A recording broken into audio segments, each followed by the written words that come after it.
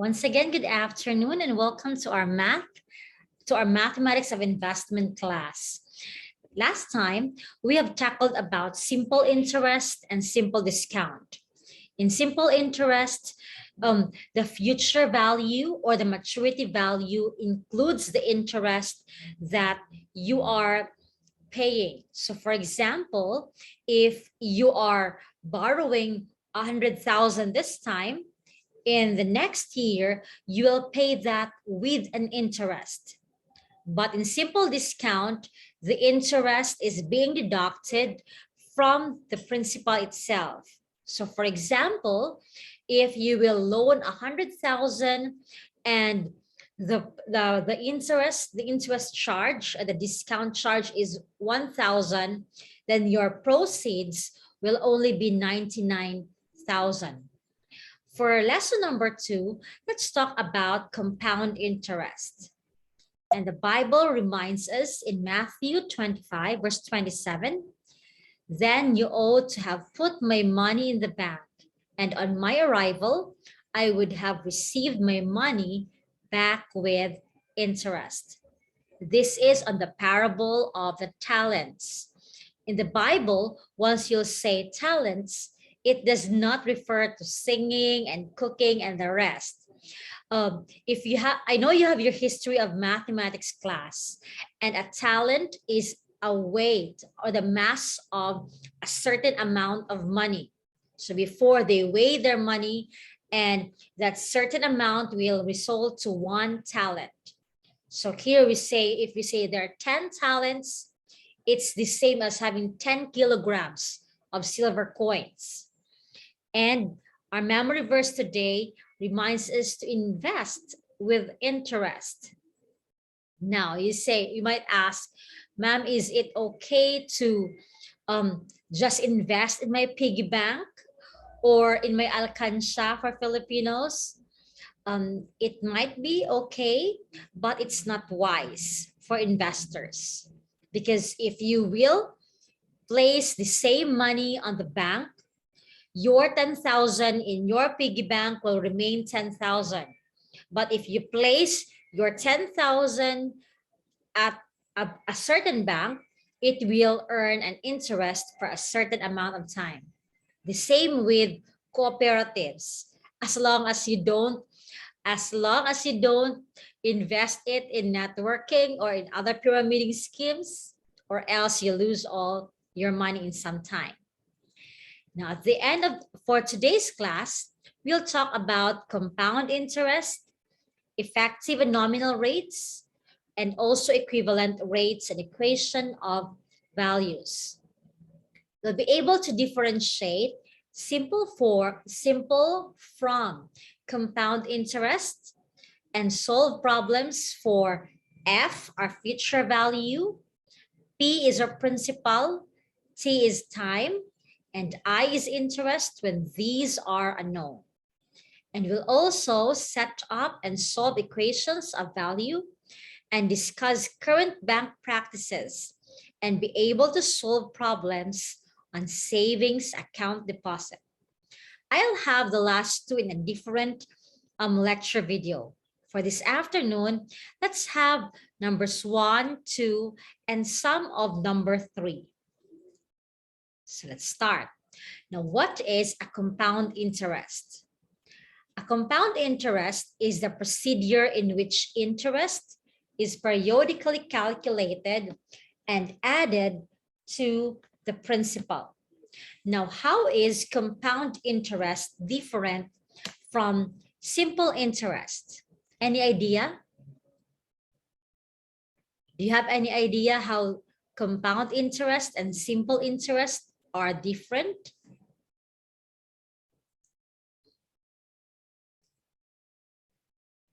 No ideas yet? Now, let me give you an illustration. The first one is for simple interest.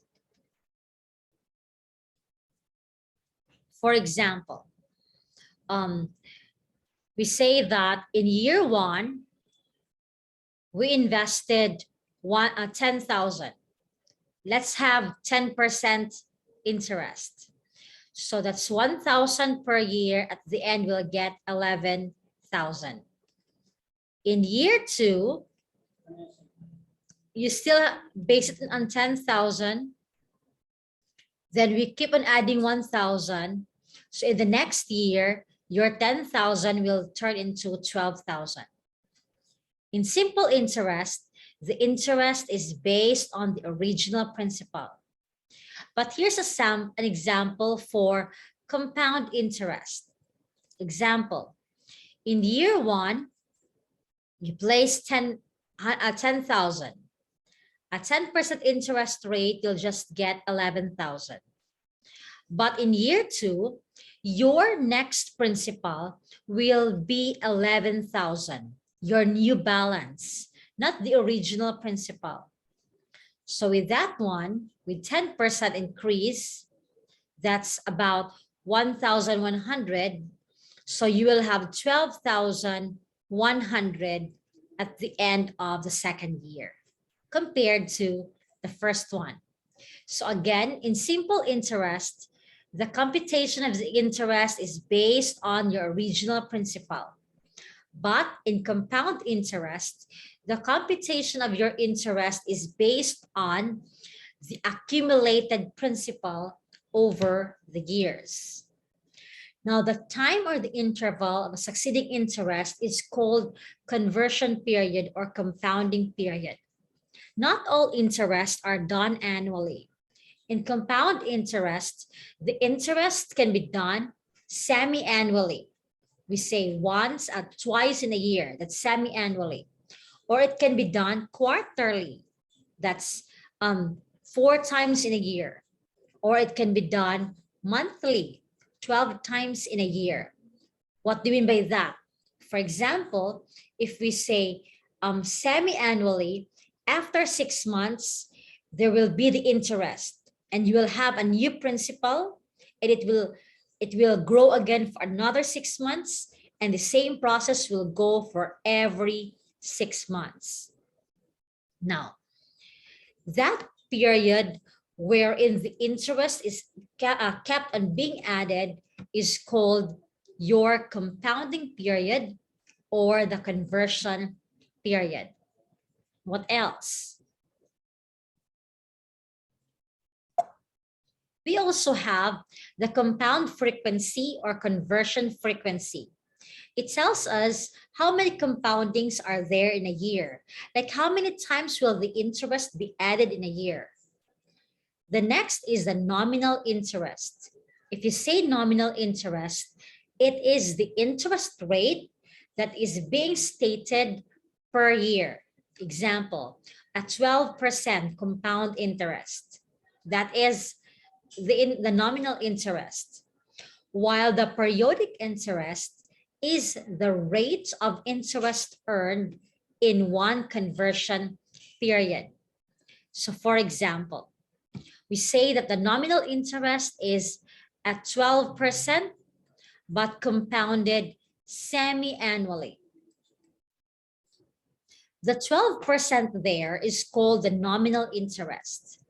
But if we say periodic interest rate, we ask how much of the interest is being added every 6 months. That's going to be the nominal interest, 0.12 divided by the number of compounding periods, 2. So we say that the periodic interest is 6% in every 6 months. So again, the nominal interest is an annual interest rate, while the periodic interest is the rate of interest you'll get every conversion period. Now, how do we solve for compound interest? Here's the formula to be used in computing for compound interest. We have F, that's our maturity value or the future value. P is our principal. I, the big I, is the interest paid. Remember that the interest paid is equal to the future value, the maturity value minus the principal. Then we have I. What do you mean by I? I is our periodic interest rate. How do we compute for the I? That's J over M. J is the nominal interest rate, and M refers to the number of conversion per year. So for example, if the conversion period is annually, our M is 1. If it's semi-annual, your M is 2. If it's monthly, how many months in a year? There's 12. 12. Say bi-monthly, it means 6. once in 2 months. Very good. So we have 6. If you say daily, you can have 360. 365. Very good. days. If you say continuous, we can have E. We'll talk more about E in the next slides. Now, N is the number of conversions of the loan. How to solve for N? It's M times T. M is the number of compounding periods, and T is the number of years. So for example, it's compounded quarterly. So 4 times 4, 3 years. So it means that there are 12. There are 12 conversion periods or 12 compounding periods within 3 years. Now let's start with the first problem.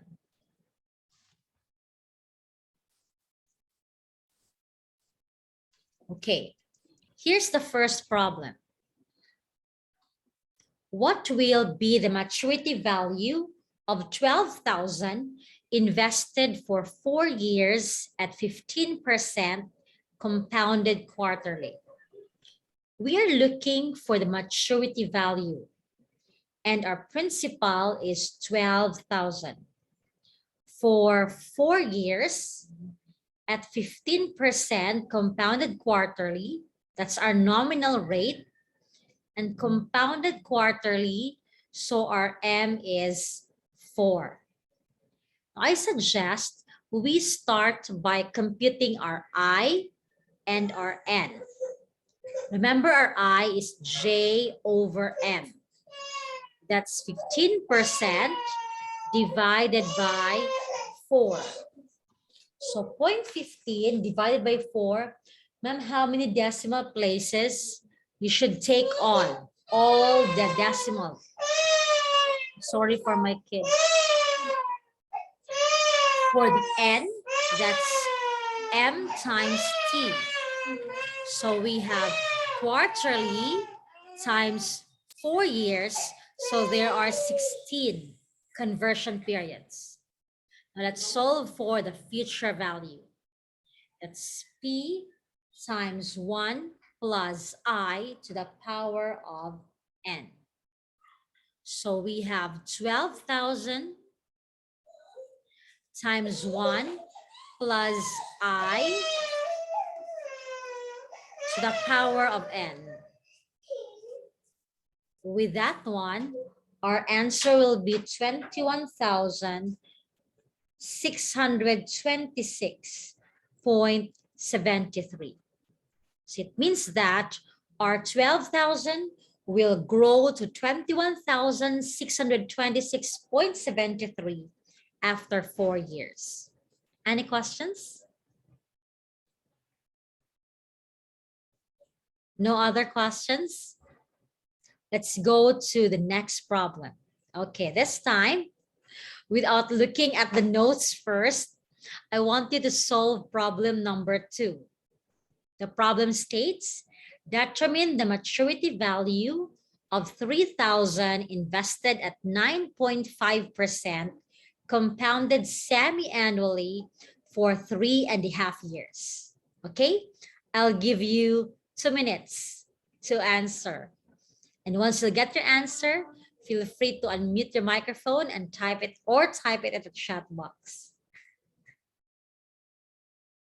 Okay, let me start solving, and feel free to type your answers once you'll have them.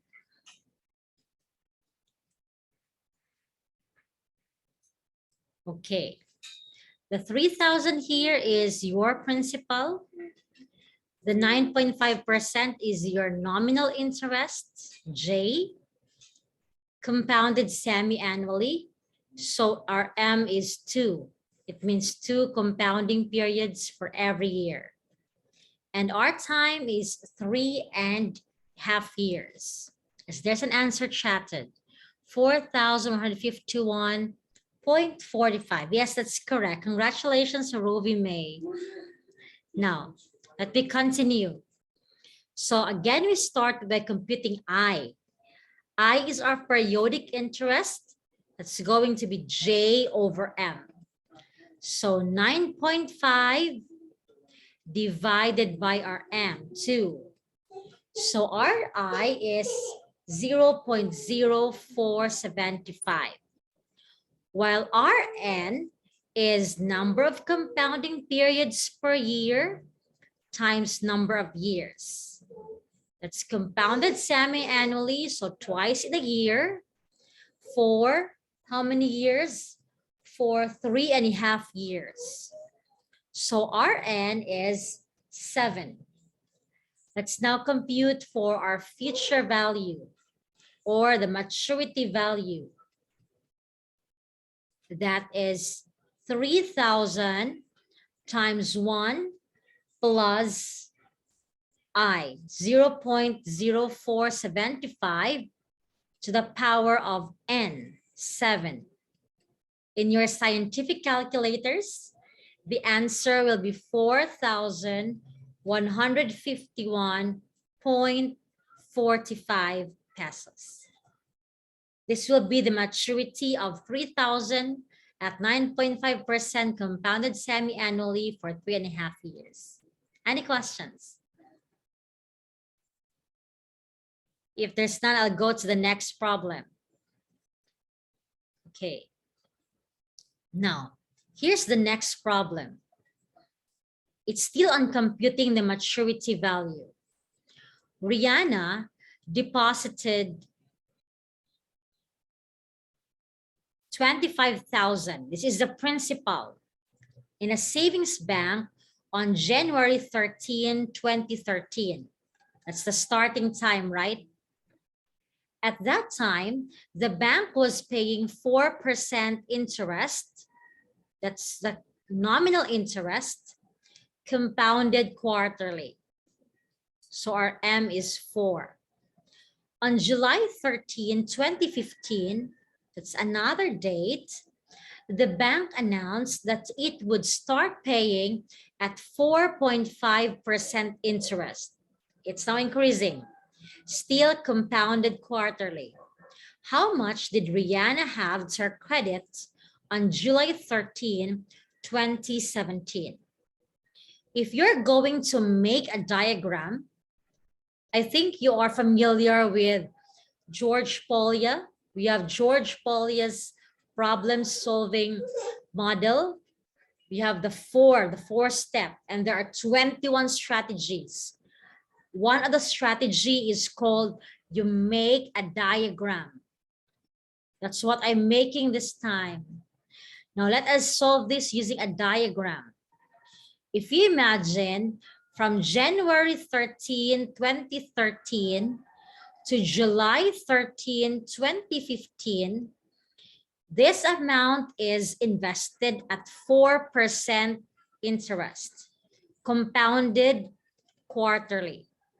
And from July 13, 2015 to July 13, 2017, it's being invested the same amount at 4.5% interest, compounded quarterly. Now, because we have 2 time periods, we need to solve how much is the money here, and how much will be the starting money, and how much will I get at the end. So we will compute for the time elapsed from January 13, 2013 to July 13, 2015. You can do that manually. And here, the first time elapsed is 1.5 years. We have used already the approximate time. It means we just count like January, February to 2014, 1 year. February, March, April, May, June, July. So 6 months, 1 year and 6 months, that's 1.5 years. We call this approximate time. The other time is called the actual time. That is when you really add how many days on January 31, on February 28, on March, that is the actual time. But you can do the approximate time. Now, from July 13, 2015 to July 13, 2017, our time is 2 years. Let's first compute for the first one, okay?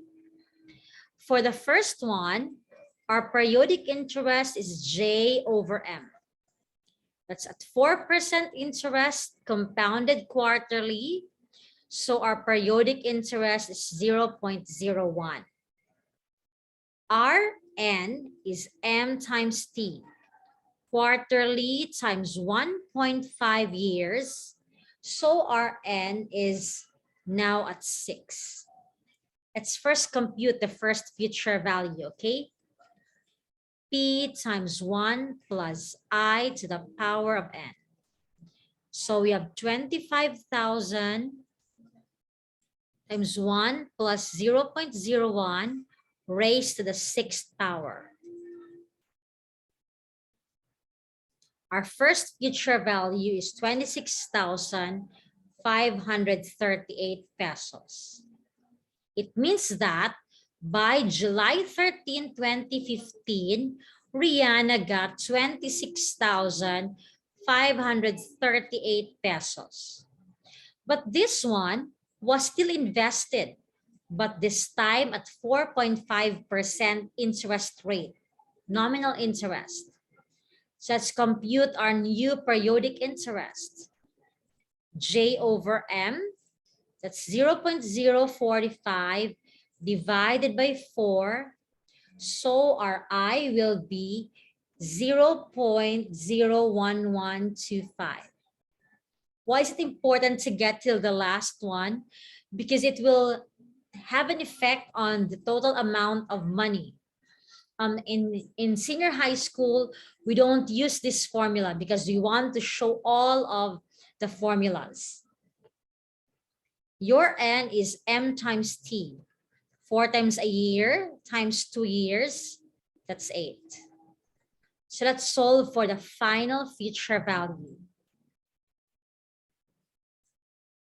That will be 26,538 times 1 plus our I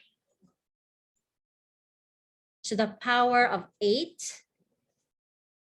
By July 13, 2017, Rihanna will get 29,022.61. Any questions?